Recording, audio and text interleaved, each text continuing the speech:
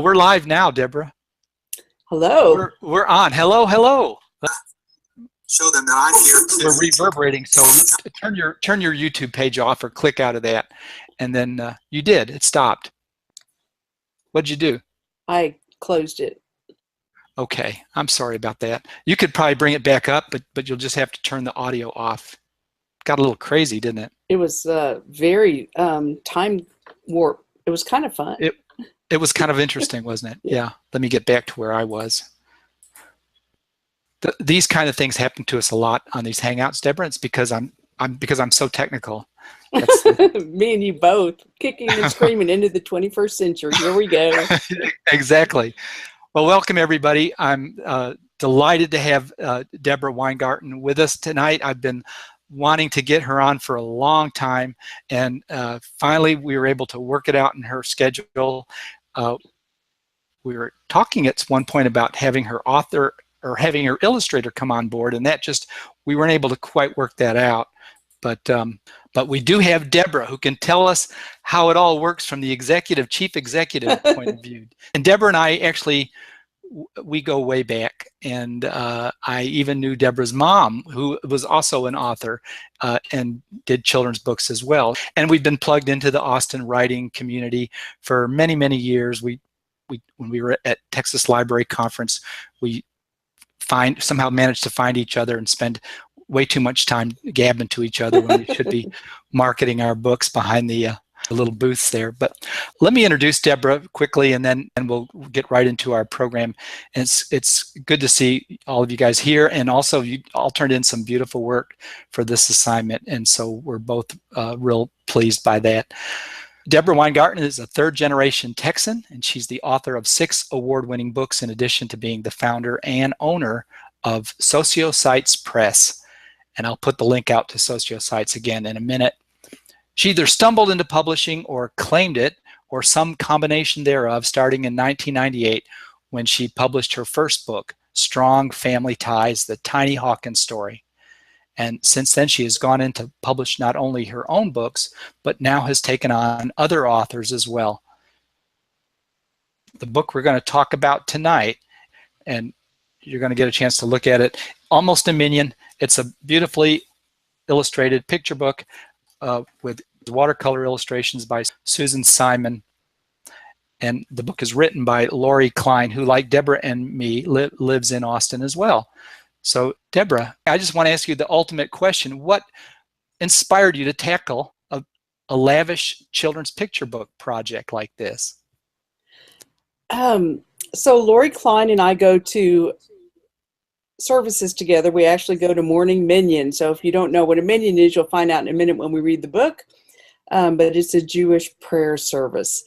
And I've written a lot of books. I've published some books for other people, mostly poetry books. And so she came to me one morning and said, "Hey, I've written this children's book and I want advice on publishing. Will you help me?" I'm like, "Yeah, sure, fine. Email me." I was way busy at the time. And so, it was like a couple weeks before I could get to her. So we set a time. She came over my house. That morning I said to myself, "Debster, no matter what she brings, you got way too much to do. So you're just going to tell her no." So I was clear. I had researched like the largest Jewish children's book publisher in the U.S. Up a minute, I was going to send her there. I was clear about it. I'm like, no problem. Just, it's all good. So she comes over. She's like, "Did you read the book?" I'm like, "No." "Did you email it to me?" And I'd been talking to her on my phone, so I hadn't seen the PDF. So she goes into P. I read the book. She comes out. I'm crying. I said, "I'm publishing this. Shake my hand. I'm going to give you a contract like today." I was like, and then I was like, wow, what did you just do? Because I was very clear. I was not doing it because I was working with this inventor and on his book. And you were just looked at the text. You hadn't seen any illustrations or anything yet. This is just the manuscript that she showed you. Right. And so, yeah. So I said, "Look, I can't pay you much. I'm just going to give you this tiny advance." And she's like, "Well, I trust you because, we go to services together. And so we have this Jewish ethic thing going on." She's like, "I don't really know anything about it. So I just trust you. Like whatever you do, I'm good with." I'm like, "Great." And I'm thinking, well, that's good because I don't have any money, but I'll, so I drew up a contract. So, and then I realized, wait a minute, I know the illustrator because like 2 years before I'd gone to the Highlights Foundation. Have you been to the Highlights Foundation? I've never been. It seems like everybody I know has been, but not me. You have to go. I actually make an annual pilgrimage every year, whether I need to or not, for like a week because anyway. So I had gone to this writing Jewish themed children's books workshop there, 3-day workshop. And everyone there was an author except this illustrator, Susan Simon, had come. And we were, after dinner one night, we were, chatting in this little room. Everyone's hanging out and reading poetry. And she brought a portfolio and she started showing us these pictures of this book that she had done. And it was so beautiful. I looked at it and I was like, oh my God.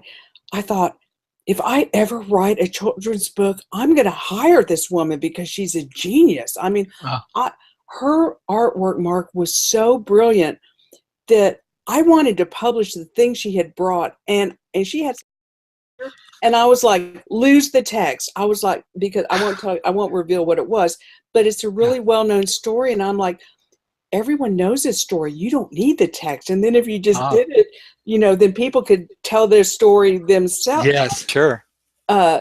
So but as a matter of fact, I'm still trying to talk her to let me do that. So I send Lori a contract. That's good. And then I contact Susan. I'm like, hey, I've just this manuscript is kind of falling in my lap. I'm going to do it. I want you to do the illustrations. Now, you have to understand that I've never done an illustrated children's book before. Yeah. I'm both a novice and an idiot in the area. I mean, I don't even have kids. I don't even, the books the youngest age group I write for is middle school kids. I don't even read, but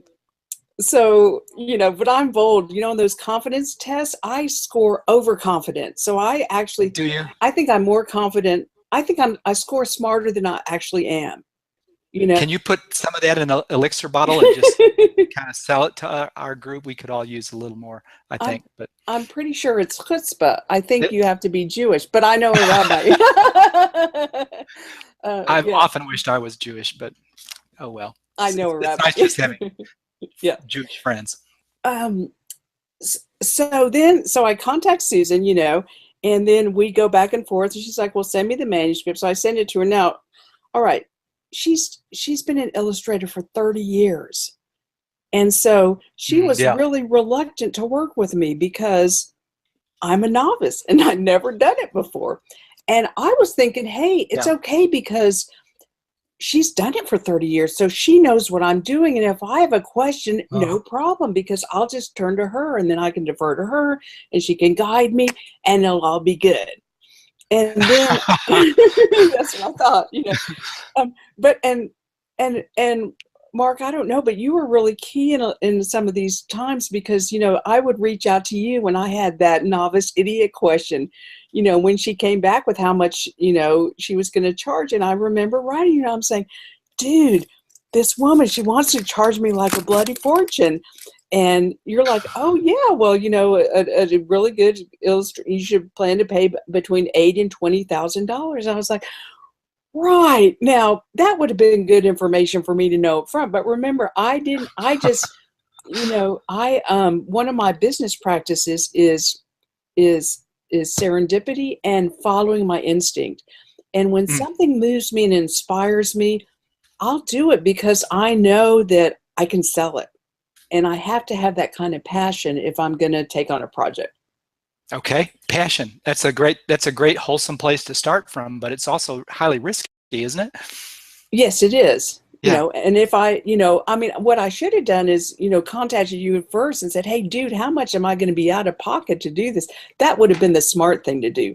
But I don't necessarily operate that way because I operate more like I say what I'm going to do, and then I figure out how to do it. So that goes back to that confidence thing. So, but it's a great strength and it's a great weakness because because sometimes I'll take something on and I'm like, wait a minute, Debster, there's like no way that actually can happen. You know, Okay, so the rational mind kicks in.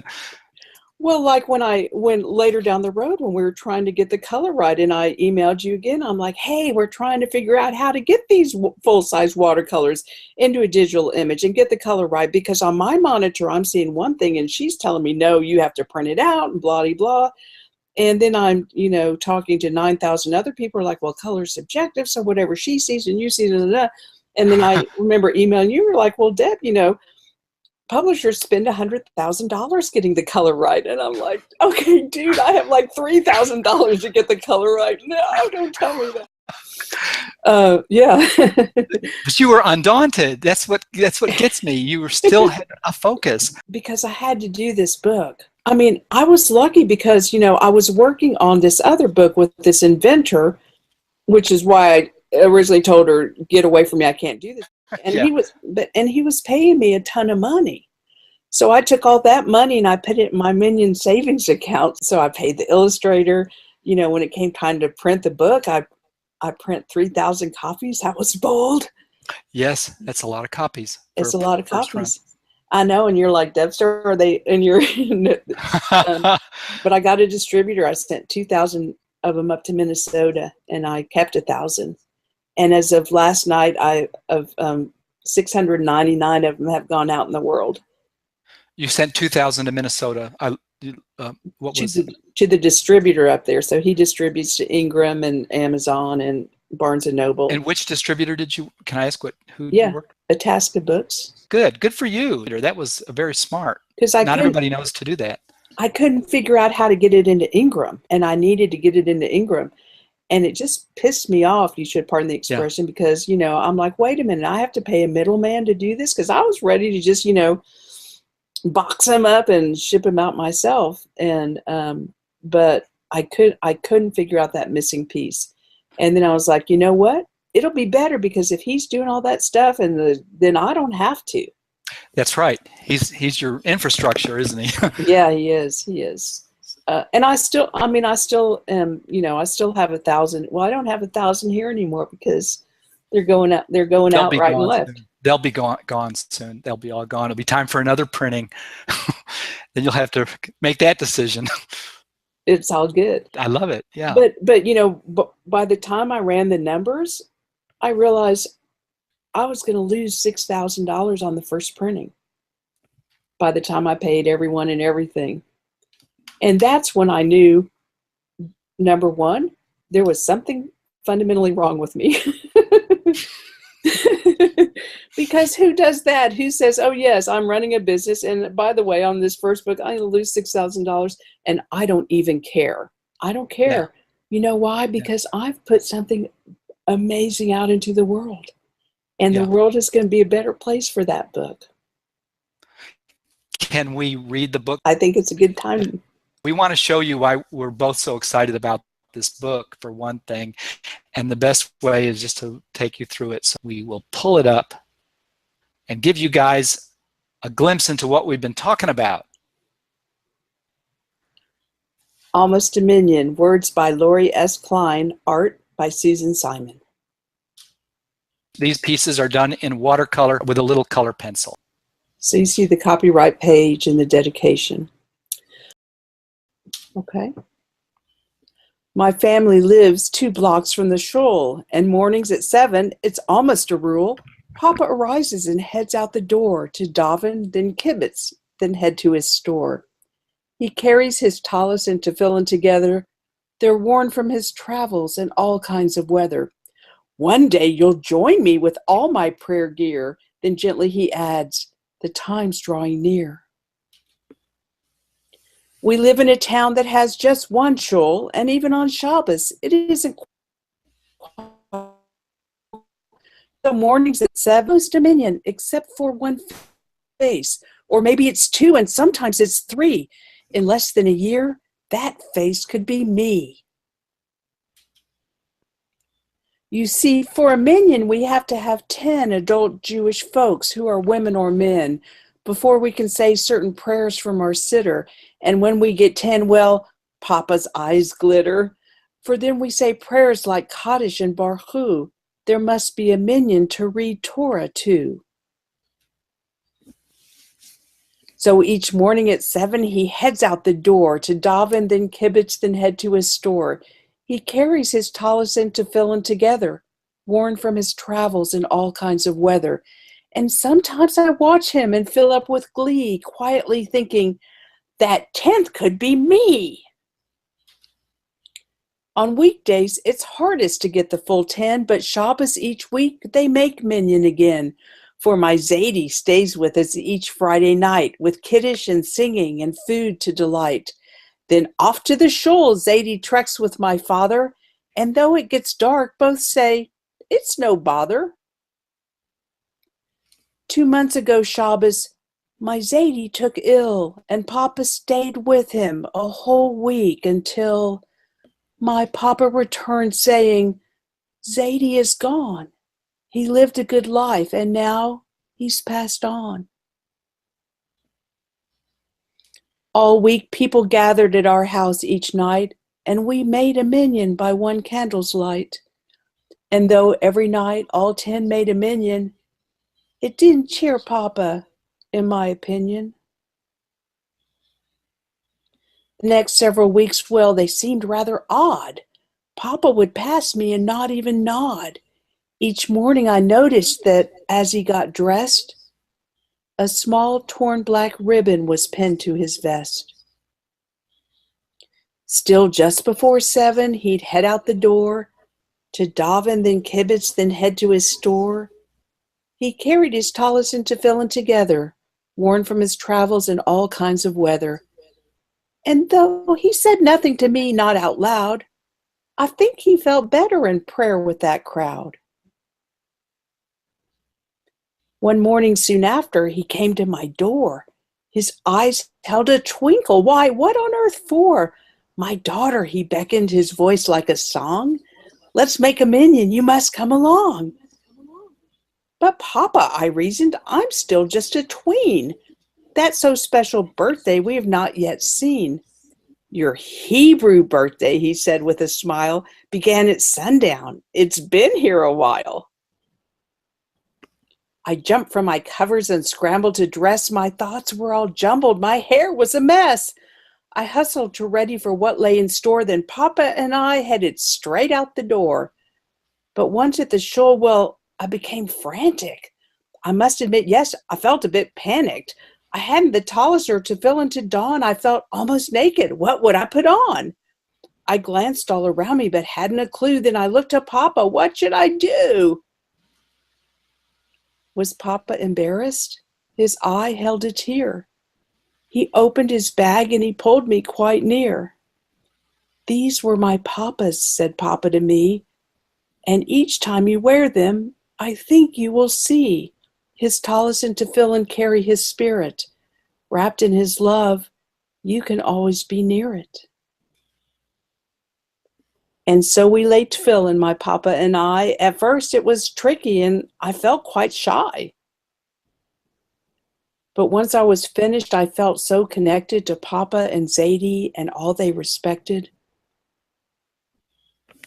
Papa smiled proudly. He teared up again. Then grinning, he told me, today you make 10. And there's a glossary of terms.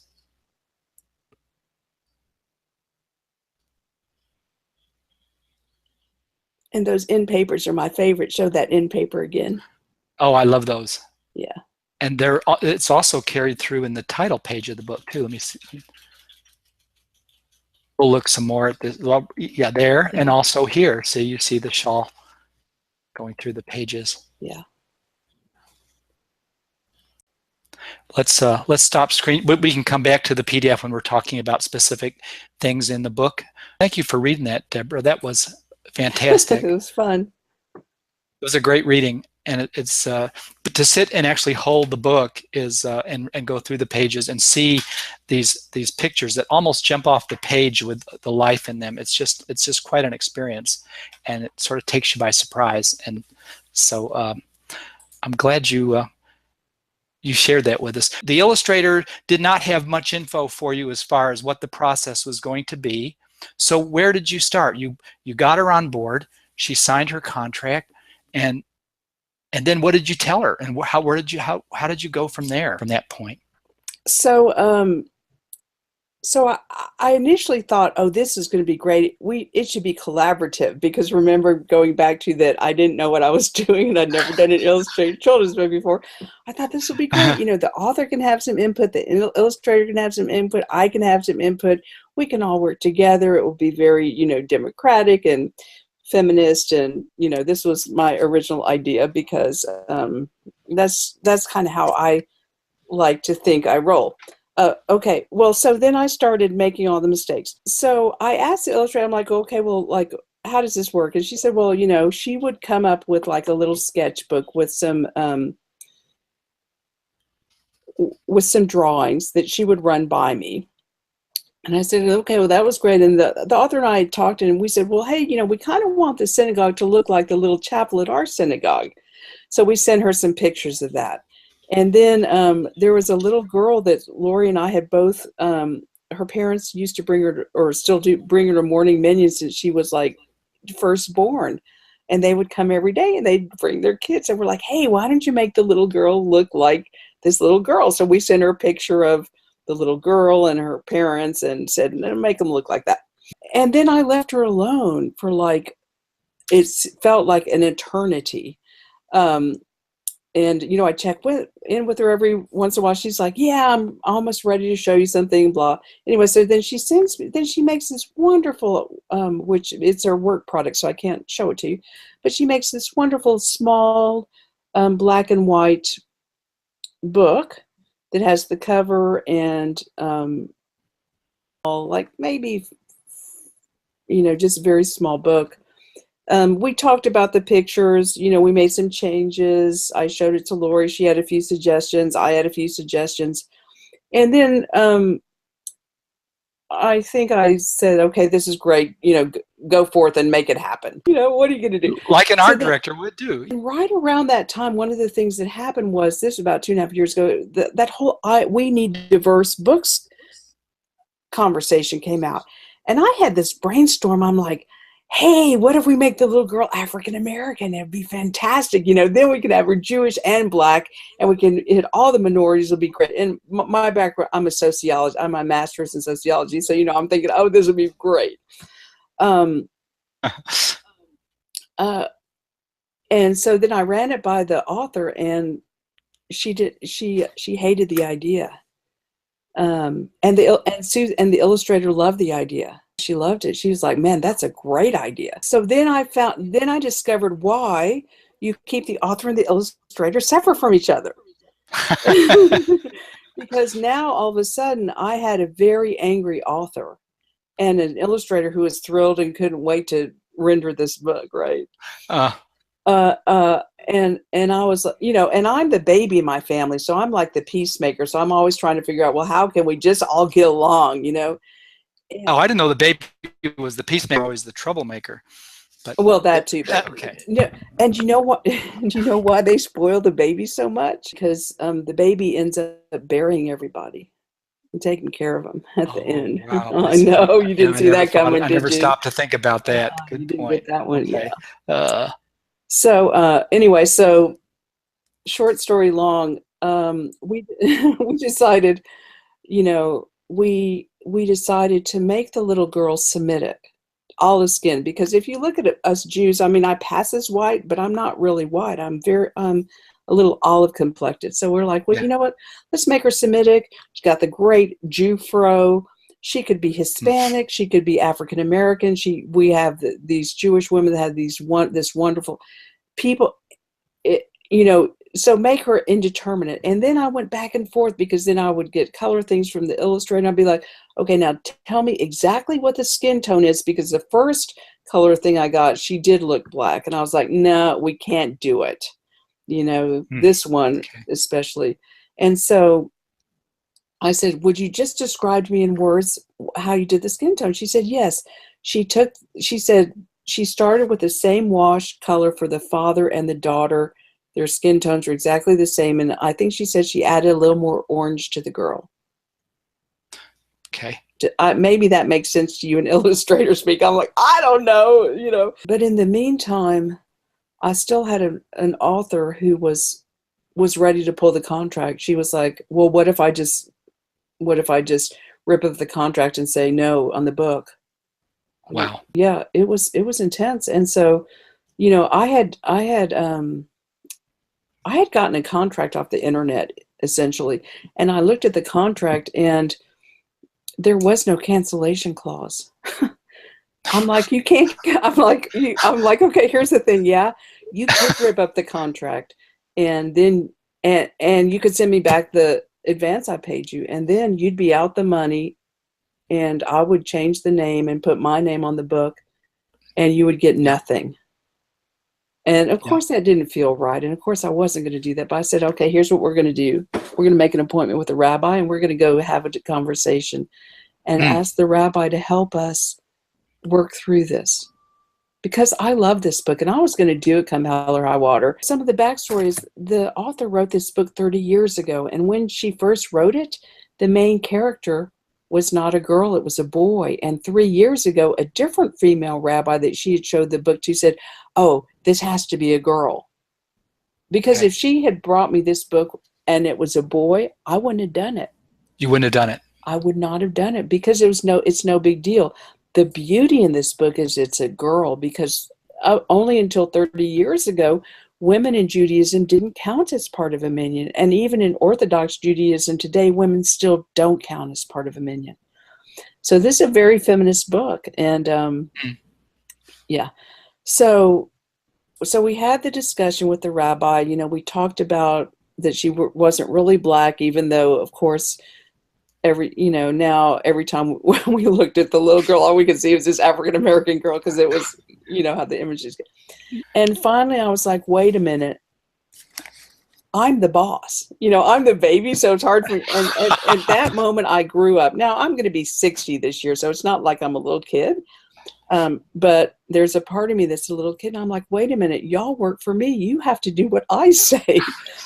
And so Publishers are powerful. I'm saying I got my bicep, my publisher bicep. And so I put my foot down to the author, and I said, look, I'm like, all right, here's the deal. At the end of the day, it's my decision. And this is what we're going to go with this. And I said, and I don't ever want you to bring it up again. Done. I said, you know, I've lost a lot of sleep over it.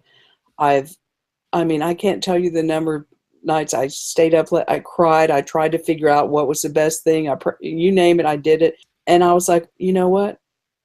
We're going to go ahead with it.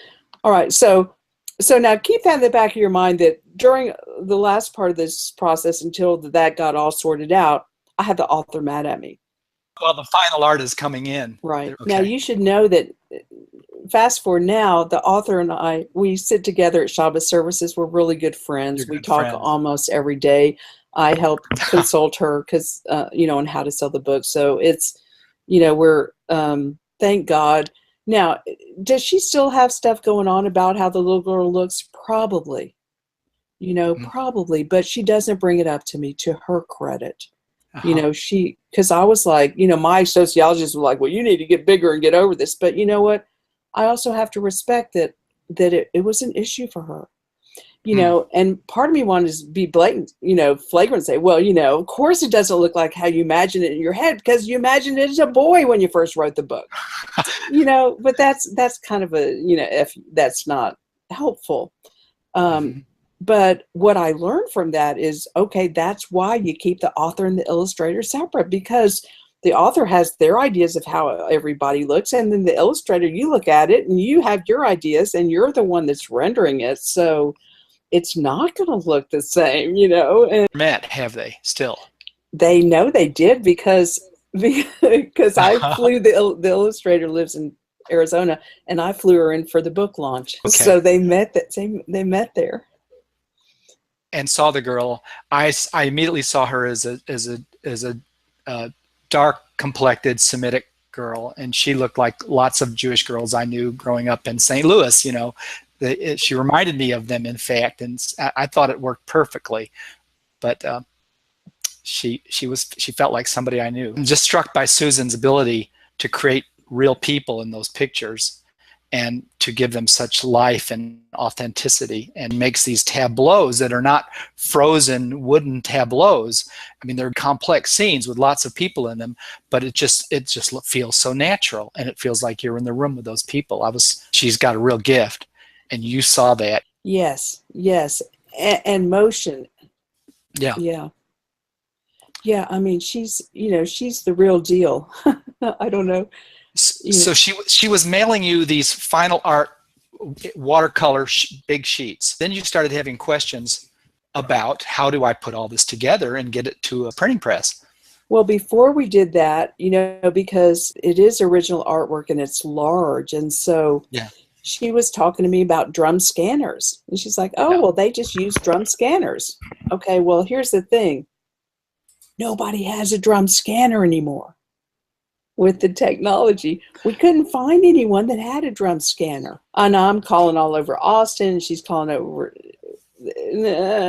So I go online and I look in Tucson and I type in best quality digital photo, and I said, okay, take it to these people. They'll do their magic, and they'll scan the stuff in high resolution, and they'll do a great job, and I'll pay for it, and done. So we did that and sent me the images. They look great to me. She calls me up. She's in tears. She's like, these are not right. The color's not right. That's when I was going, Mark, what do we do? And you're like, well, they spend $100,000. I'm like, great, I got $3,000. Now what? So why didn't you tell me that before? I didn't even know. So then she took it. Then she found someone else in Southern California, and she got in her car and she drove the stuff up to that guy and talked to him. And again, he rendered the images. We got these scans, PDFs. Color looks fine to me. Now remember, I'm looking at it on my computer, and I haven't seen the original, so I think this looked great. And then, but she reports back that she. And so then we took those images. I sent them to my printer here in Austin, who's going to print the book. She prints digital proofs. Now we're going to do offset printing for the real book, but she's like, the digital is close enough to where it's. So we do the digital proofs. We overnighted them to Tucson. Susan gets them. She opens it up, and the color's not right. Again, this is like. So now I've spent $2,000. Color's still not right. I'm FedExing stuff, and it's still not right. And now I'm like, I give up, because now I've got the author still mad at me, and now I've got the illustrator mad at me because I can't get the color right. And I'm thinking, well, no one's going to know but her whether or not the color's right, so who cares? But on the other hand, I have a commitment to excellence, and to like, if there's a way to do it, we're going to do it because it's worth it. And, so I'm just going to like make it happen because there's that arrogance again. I mean, confidence. Okay. Confidence. Whatever it is. So I said, you know what? Mail me your originals. Now look, that's asking her to put $20,000 worth of artwork. You can't even insure it for that much, really. Yeah. Right. And trust UPS ground to. And so she did. And so the stuff came here, and Kim Brill, my book designer, and Kim. She's a mutual friend. Yeah, sure. she does my website. So and she too has been doing her stuff for 30 years. So we go together to the printer, and we spend like 12 hours as the stuff's coming off. They scan it there, whatever they do. The stuff comes off. They print like 100 sheets before they get sheet number 101 that has like the color because of the presses. And I paid for that too. And then Kim would talk to the press guy, and they would do their magic. And then we went back the next day and spent another 8 hours. And then, but here was the problem. By now, the book launch is coming, and we're like 5 or 6 weeks out, and we have to go to press because it takes that long to print the things, to bind them, to let the stuff sit, whatever it is. So I made my final mistake, which was, or maybe I probably still got more to make, but I made the one that, and I didn't send the proof to Susan to approve. Once we got the color right, I said, I was like, okay, I'm signing off, print the book. You and Kim, your designer, Right. said, this is going to, we got it now. And then right. And I mean, and we literally stood there in the printer, you know, on the big thing, you know, comparing the full page spreads with the artwork to just make sure, you know, but again, you know, art color is subjective. And so what I'm saying, and thank God for Kim, because she was talking to the press guy and she's like, okay, this, you know, and sometimes you could tell that it wasn't right. And she'd be like, okay, add a little yellow, add it. And he'd be like, okay, if we add yellow here, you know, that this red is going to turn more purple. And she's, you know, and so it was great to just hear them do color speak, right? That's all I could think of. And, but I trusted Kim, you know, and the guy was a professional and he knew what he was doing, you know, and I don't really think God intervenes, but I was saying a few barachas just to, you know, say if there's a way to just, you know, please help this, you know, and, you know, and you probably know from an illustrator's perspective, I mean, it was pretty unprofessional that I didn't let Susan sign off on it. So the first time she saw the book was when she came for the launch. And I have to say that she was not going to come for the launch. And, you know, so here we are like a couple, 2 or 3 weeks out, you know, and I'm getting pretty excited on the one hand, but on the other hand, now the author's kind of no longer mad at me. Maybe she's still, but she's pretty much, but the illustrators is just, you know, she has just poured her lifeblood into this book for 2 years. I mean, she's worked 10-hour days. It is such a labor of love. And I was like, okay, I have this huge investment in this. I love this book as much as she does. I have as much invested in it. And I'm like, I can't sell this book with her mad at me. I can't do it. So I said, what would be the most outrageous, generous thing that I could do that might make a difference? I'm like, I know. I'll fly her in for the book launch and tell her to come and put her up over dinner together the night before, and she'll come to the launch. Mark, this is her 18th book. She'd never been to a book launch before of her own book. Well, we loved each other at the Highlights Foundation. You know, we had this instant rapport, and we had been friends. And we'd been through this childbirth of this damn book together. You know, I mean, it was really, I mean, there were 6 or 8 times. I didn't even tell you about the time when, you know, I had one book designer and then Susan didn't like her, so I fired her. And then I got another book designer and then she fired us. And then I had to put my foot down again. And I said, okay, we're going back to the first book designer. And we're just going to make it work. You know, I mean, there were like 7 or 8 times when I was going to quit and 7 or 8 times that Susan was going to quit. And I'm sure the author felt the same way. So that we even have this book, you know, but why? Because we all knew that, no, we have to do it. But, oh, my God, you know, so. You went to the airport to pick her up. You had the book with you, right? And, And so what happened then? So the way the Austin airport is that when you come, the baggage claim is on the first floor. And so people come down the escalator. So I stood at the bottom of the escalator holding the book like this, you know, so that she could see me. So I'm standing there holding the book. And I told her, I said, you know, if you know what's going to happen, I'm going to stand holding the book and someone's going to walk by and want to buy it because, you know, I'm such a marketer. And standing there holding the book and I'm waiting and I see her airplanes land. And this woman walks up to me and goes, Devorah? I'm like, yes, that's my, on Facebook, it's my Hebrew name, Devorah. I'm like, yes. She goes, "Oh, I recognize you from your book." I had no idea who this woman was. She said, "Yeah, we're Facebook friends. We went to our college together." And I'd been putting the book up on, so she recognized. I'm like, "Oh, here, you want to buy a copy?" She didn't buy it, but anyway, so Oh, yeah, I know she should have, but it's all good. opportunity missed. Okay.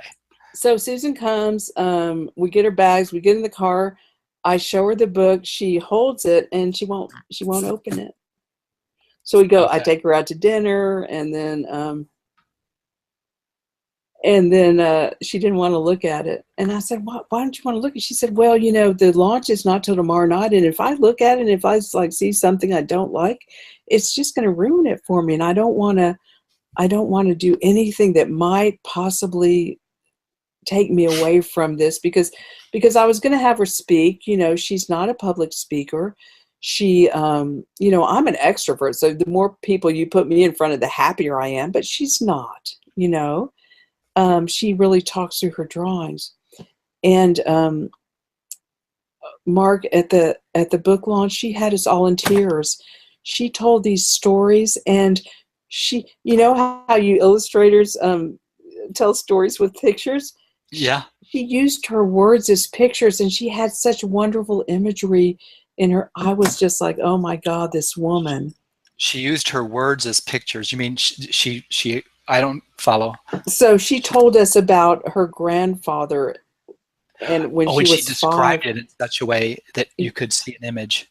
Yes, the story that she told us left us, you know, she described the white carnation on the table, and I can't even remember all the stuff she said, but in her storytelling, she drew a picture with her words.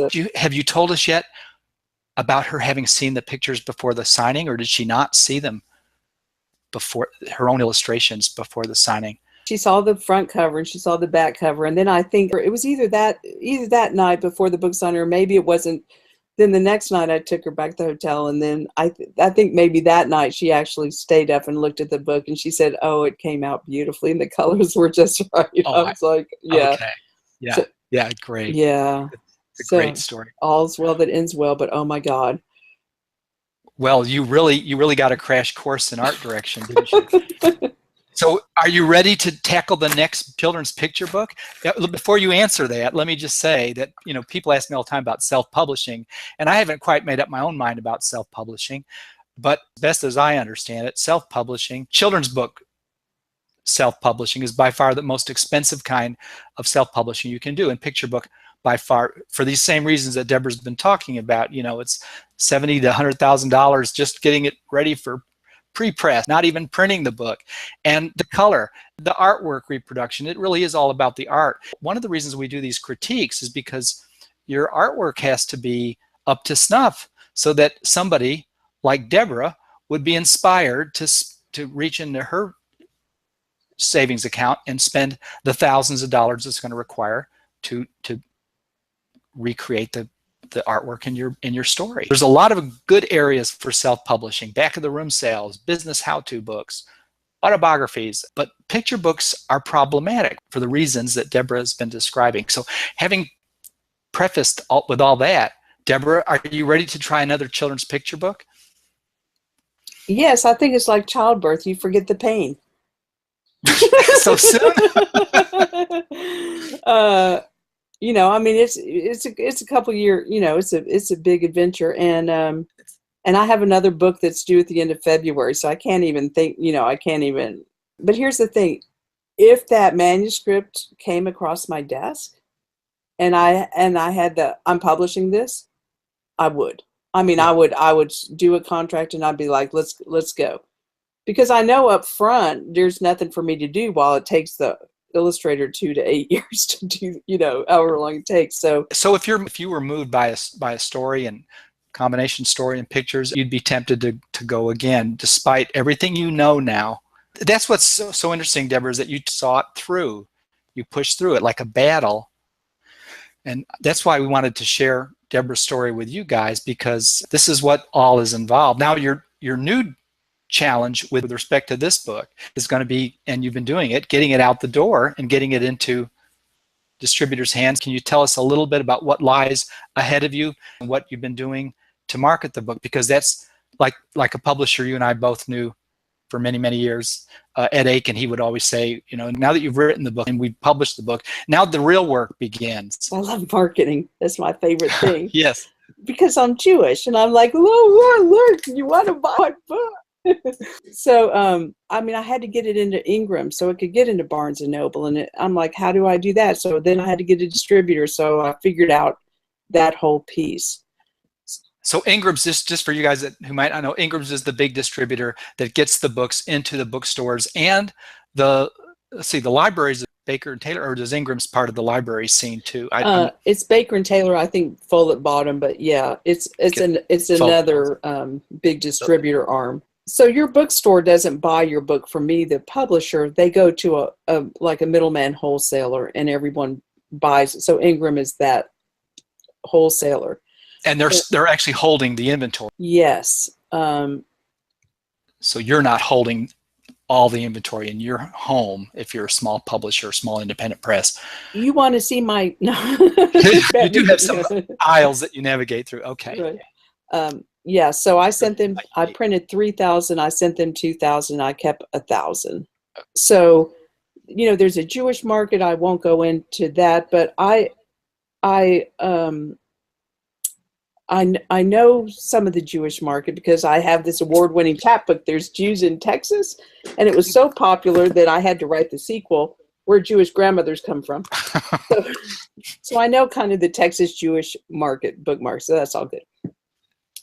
But you know, there's a lot more non-Jews than Jews, and most of my books, even though they're very Jewish oriented, Jews buy them, yes, but people who know Jews buy them for their Jewish friends. Of course. I mean, so there's that. There's Jewish magazines. But when I first say I'm going to do a book, I start a marketing folder for the book. I'm going into my file drawer here. And every time I get an idea about where I can sell that book or anything of the book, I throw it in my marketing folder. There, see, it says marketing. You can see it's like this huge folder of all these good ideas. And then, and then I just start going through the folder, and every sheet of paper, I take whatever action it is on that thing. So, so by the time the book is out, I have this big old honking thick folder full of great ideas. Now, to-do list. Yeah. Now for this book, I actually did hire a publicist because there were some things, Hornbook, that they had a better inroad to, I thought, than I did. As it turned out, I should just hire myself out as a publicist because I'm brilliant. And the Minion got on, I don't have it here handy, but it was on the cover of Publishers Weekly. Oh, I didn't know that. Debra, yeah. Congratulations. That's a big deal. And it came out the week after the book was released. The Independent Publishers Business Association had a thing where you could enter your book cover, and if it was chosen, you have to pay for it. It was like $950. But if it was chosen, then you make the cover of Publishers Weekly, which they chose it, and they put us right like another gamble that paid off. I know, they put us right in the middle. I mean, if they don't choose, you only pay $450 for an interior deal. But again, it was money well spent. And yes. Well, so, and one reason you're keeping 1,000 books close to you is because you need those books for reviews, for appearances, interviews, school visits, so much. Yeah, you probably could use 1,000 more books. Pretty soon. Well, this weekend I'm going to the Brooklyn Book Festival because I'm like, well, where are the Jewish grandparents? Oh, they're in New York. So I Googled New York book festivals and the Brooklyn book. So then I'm like, wait a minute, all the Jewish grandparents, they're not in New York. They're in Miami. They're in Florida. They're in Tampa. They're in Florida.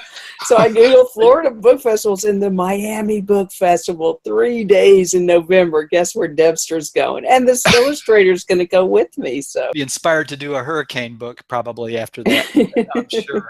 Maybe. There has been a lot of commentary in the chat about some workshops where students have been advised to use print on demand, and like Amazon Create Space would be an example of that. And those are opportunities for self-publishing that don't require as much cash upfront investment. I'm not sure print on demand has gotten to the point where their color reproduction work is as good as what we've got here with a conventional printer. But people are saying print on demand sounds better all the time. Do you have a thought about print on demand? I'm sure you looked at it for its potential. I did look at it, and I've seen some really nice color paperbacks. And when I asked the authors how did they do their stuff, they said, well, it was all done digitally. So they did their artwork digitally. So they didn't have the problem I had about getting the color right. Scanning the artwork on the drum. They had PDF files or something that they and they shipped to Amazon. Right, and they did their stuff digitally on the computer to begin with, so they weren't necessarily doing hand stuff. CreateSpace, at least CreateSpace, just makes, as you referred, softcover editions of books. They don't do hardcover, as far as I know. Right, and and there are people that send stuff out to China, but I wasn't going to wait 3 months, and I haven't done the book in paperback because I think it's going to be a classic. So I think it has to be in hardcover because I'm a legend in my own mind. Well, it makes the book a product and an object, an object of beauty. And well, here comes some questions. Deborah, do you accept? This was inevitable, right? Do you accept queries and submissions of text manuscripts of Jewish stories? And if so, would the writer need to be Jewish? Yes, I do. The writer doesn't need to be Jewish. The story has to be cutting edge and revolutionary. And, it has to, there are enough people doing ho-hum, boring stories. And so I don't have to do that. I do things that push the envelope, that wake people up and go, what? That's what, like they did what? Why? Because I can. I don't have anyone except me telling me what to do. So, I mean, the story has to grab me in the kishkas. It has to be like, oh my God, I must do this. If you have one of those, send it to me. Well, and they don't even have to be Jewish subjects, do they? You yourself have authored a book about a female pilot, Catherine Stinson. Right. She was a fighter pilot, wasn't she? No, she wasn't. She was the fourth woman in the U.S. to get her pilot's license in 1912. The fourth woman. In 1912. 1912. Okay. Yeah. She wasn't Jewish, was she? No. My mom told me to do that book. That's why I did it. It's a good story. Yeah. Carol, does that help? Okay, here she's pinning you down. She wants to pin you down here. So a feminist version of an Old Testament story might interest you? Just send me what you got, and I promise I'll read it, and I'll let you know if I want it or not. If Deborah gives me permission, I'll put out her business email address, and you can send your proposal by email query, or do you like hard copy queries? Yeah, email's fine. We'll only send you the most special of projects. The other thing, Deborah is available if you do have. I asked her this. I put her on the spot and asked her if some of you want to get in touch with her for marketing consulting or a portfolio review or manuscript review, and you just want to consult with her, where you pay her whatever terms you guys agree on. She is available for that. So I will get her email address out to you in the follow-up email that I send, and you can talk to her. She does consult on all kinds of topics related to publishing. Diane is asking, do you prefer strong female characters? Have you printed any male character stories? I have not. I co-authored a book that just came out. Okay. This guy has over 300 patents. Yeah, the mysterious island of nanotechnology. So this is an Israeli-Romanian guy, and he has over 300 patents. He's almost as rich as God. But he's the guy who paid me a fortune, and I used all that money for the Minion book. So this book just came out like in June. This is why I didn't have time for the Minion book. Well, it looks fascinating. It's good. Yeah. I made the English good, but mostly I am interested in you know, my mother wrote 18 books on women in Texas history. So I grew up at the knees of a feminist. I mean, Ann Richards was a friend of my mother's. I used to go to her Easter egg hunts at her house. So I'm looking at books that push the envelope, whether it's an African-American character, Native American. The tagline for my company is transforming society one story at a time. So if you've got a story that's transformative for society in some way, I'm your publisher. That's how you know. But that's what publishing is for these disruptive titles. I think that's really the job of a publisher. Well, it is, and I can take a risk like that, you know. Don't have stockholders to answer to. Right. You just got I just have keyboard to answer to. What brought you to this subject of Saint Esther as a notion? Is this a good time to? I don't see more burning questions. I think they're all sort of talking about feminist characters over here. Amazon, CreateSpace, Ingram Spark, Lightning Source, all these distributor printers, wholesale printers.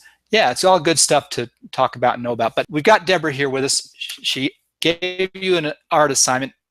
Would you like to go to the art now and take a look at some of the pieces? I would. I don't know whether I want to encourage you guys to think about self-publishing or not, or maybe better, working with a small independent publisher like Debra. And she may not stay small for very long, because I know Debra. She has high energy level, and she's not afraid of anything. Some have submitted more than one piece, so they were obviously inspired by this story. And there was a fun comment by Diane. I've been wanting to work on biblical stories, so this assignment was great. I really enjoyed the research. Good. Well, I have to say I was so inspired by the drawings I saw. It was just exciting for me to, you know, give an assignment, and then all of a sudden these pictures appeared. Yeah, that's how we do things here. I know. It's a good group for that. I know, right? It just so I'm a very visual person, and I don't personally do drawings. So I write poetry, and I you know, make stories with words. So so I'm always so moved when I see pictures, you know, that bring things to life, because of course, you know, Esther, there were no photographs back then, and we don't have pictures of her. And so, and also the thing that we didn't talk about, one of the things I do for money is I teach sociology at the college level, and one of the things that I'm always interested in is how well do students follow the assignment, you know? So we got a prof here tonight. I know, right? Yeah. We didn't tell you. I didn't make you call me professor, but I could have. So the first thing that I looked for is like, okay, who actually read, you know, like who followed the assignment, which was Saint Esther, right? And so then I was like, okay, well, these are great, and there are pictures of Esther, but like, where's Saint Esther? Now that, go back to that one, this pink one, that was the first one. I was like, oh, that could be her, right? Because some people read the question like, let's have Esther and Mordecai and all that, which, by the way, I loved. You know, you don't get points counted off for that. And that's not what I'm looking for, only because someone has sent me a manuscript using Saint Esther in it. Now that manuscript needs a little work. It didn't make me go, oh, that's it. But it was intriguing. It was intriguing enough that it got me thinking, I'd like to do something like this. So this is how come I asked for this assignment. So this one of the things I particularly liked about this version is that it felt very Egyptian to me. And even though, as you know, Esther was Persian, Iraq, that kind of stuff, still it had that nice royal flavor. I love this imagery. It looks like there's a swan in the chair. You know, the depiction, I don't know if it's a lion or what little animal that is, again, on the chair, but that kind of detail was just stood out to me like, oh, here's a person who has great attention to detail and is looking for the kind of the iconography or the symbology, in there. And so this one spoke to me. All right, great. Let's see. Go to the one that Carol has, the black and white one. Okay. Down on the bottom. Second to the left. Yeah, that one. So this one I also really loved.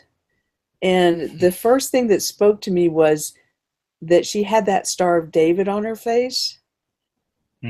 Yeah. And I saw it and I was like, oh, that's like a tear. And it just touched me. And it touched me in a happy, sad way, both at the same time. It was lovely. And then I saw the ram and I'm like, wow, what's that for? And that kind of reminded me of Abraham and Isaac and, the whole covenant of Judaism. And so that was just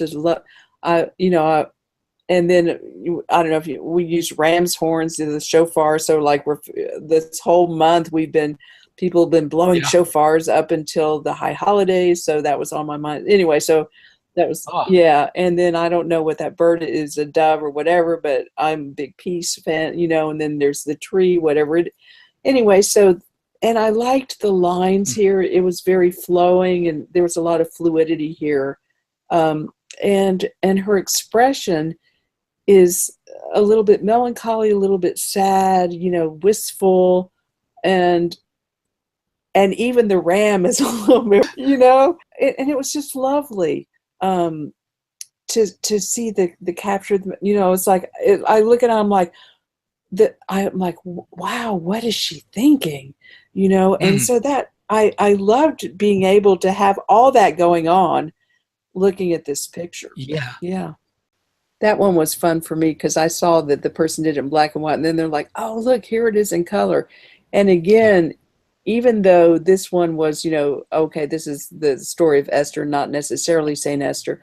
But again, I loved the lion in here, with the iconography and the, the scepter and all that. And I was like, okay, this person is really, showing me, I felt like, oh, I'm in the place, the feeling of royalty. And several of those also did. And I'll talk about. Okay. And see the one. Let's see. I'm going to go backwards until you tell me to stop. Okay. Well, let's just stop here. This one was really, no, go. Yeah, that one. This one made me stop and look at it because I was like, what's going on here? And then I realized, because when I saw the image on the left, the first thing I thought of was, oh, there's some kind of food there. It didn't process for me like that was the design on the floor. And then the perspective made me, I'm like, oh, look, there's a tiny genie in that picture that has a, so my point is that it took me a while to actually go through and process like what's being shown here. And now as I look at it, I see she's behind the curtain and she's kind of listening in to the conversation. So now it makes sense, but it took me a minute to process that. Okay. I love the colors in that though. Nice.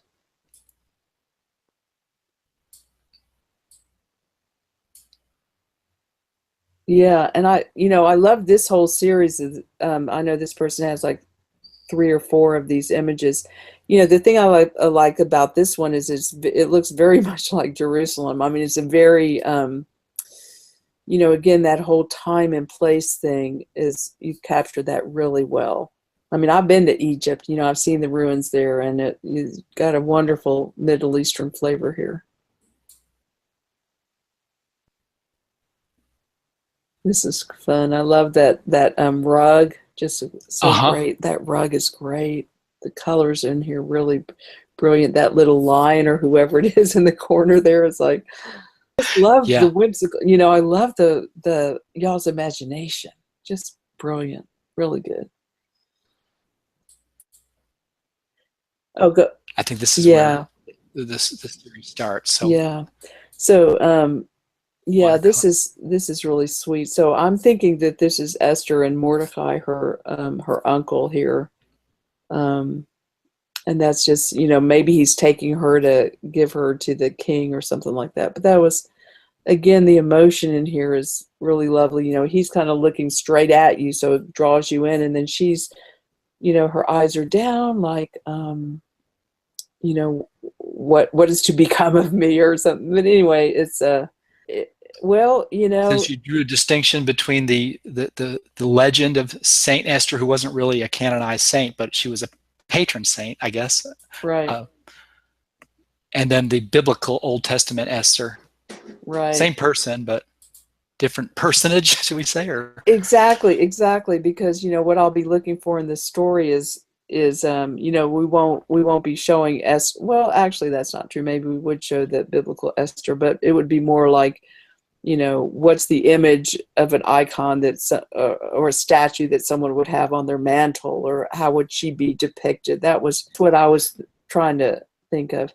This one, this is really fun because it's, again, it's got a lot of emotion there. She's got the scroll. So what, the question, what is she saying? That's interesting. she's a real person that we can identify with, the way she's from. So that one really draws you in. Yeah. And she's speaking her voice, which is really a wonderful part of the whole story, because, women at that time, except for maybe Scheherazade or something, we think of them as very much behind the scenes, and she stood up for her people. So that's just got that wonderful emotion in there. Yeah, that one with Esther kneeling before, again, the just beautiful emotion here. And even though it wasn't exactly, what I was looking for, but there's so much movement and so much going on here that this is, I would use this artist.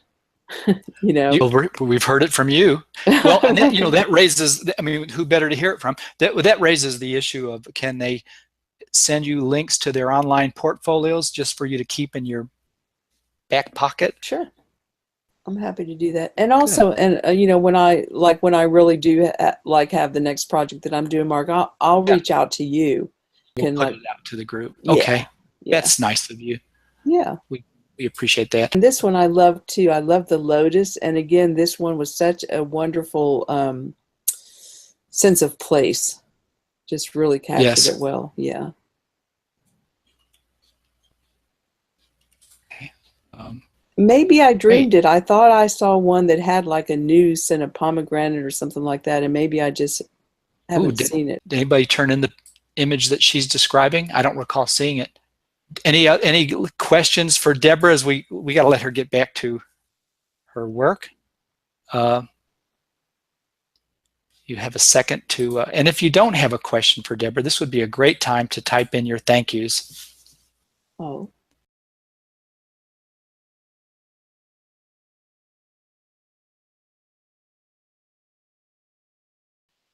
Diane says, thanks, Debra, for sharing your amazing experience as a publisher. It was great. And Carol says, thank you so much, Debra. It was wonderful hearing about the journey of creating Almost a Minion. People like Debra make me sorry I moved away from Texas, says MJ. And they're saying thank you. Yeah, well, you can always come back. Yeah, come back. We got a lively writing community here. Debra, thank you. That was a real treat, and you were real candid with us, and we learned a lot, and we're excited to know more about Sociosites Press, and we're going to be following you, and I hope you keep us posted on what you're doing, what you got happening. Guys, I'll put out her email address. Debra, we're going to let you go like I promised. We're not too bad. We're a little over time, but not too bad. But thank you for a wonderful workshop. It was fun, and I'd love to come back again. You just let me know. Thanks for all the good work you all turned into. Bye-bye.